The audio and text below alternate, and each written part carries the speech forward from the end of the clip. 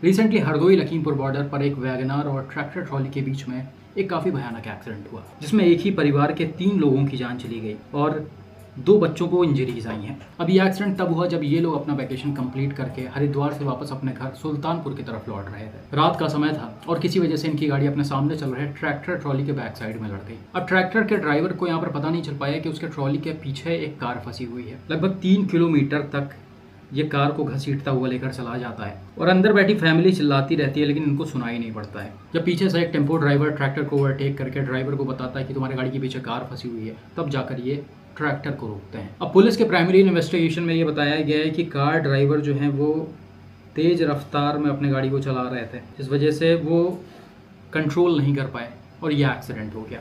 और ज़्यादातर केसेस में ओवर स्पीडिंग ही मेन रीज़न होता है, मतलब ओवर स्पीडिंग को ही हाईलाइट किया जाता है। लेकिन अब सोचने वाली बात यह है कि एक वैगनार को कितने ही ज़्यादा तेज़ रफ्तार में चलाया जा सकता है, खासकर तब जब उसमें एक फैमिली बैठी हो।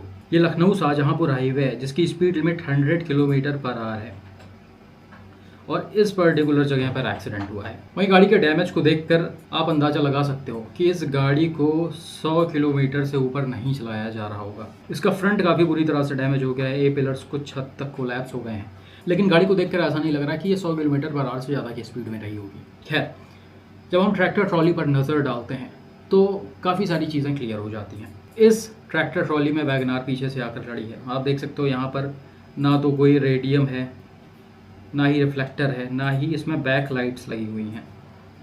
साथ में ये जो ब्लैक शीट है वो विजिबिलिटी और कम कर रहा है।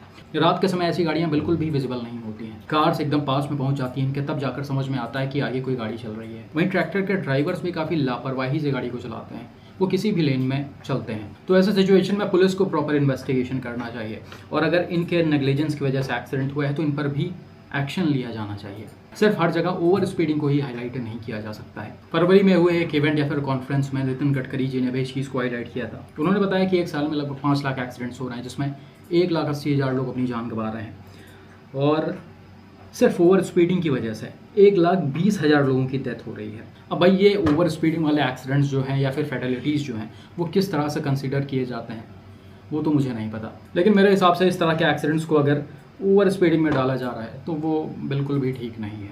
हर एक्सीडेंट का एक प्रॉपर इन्वेस्टिगेशन होना चाहिए और छोटे से लेकर बड़ी चीज़ों तक सब पर ध्यान देना चाहिए।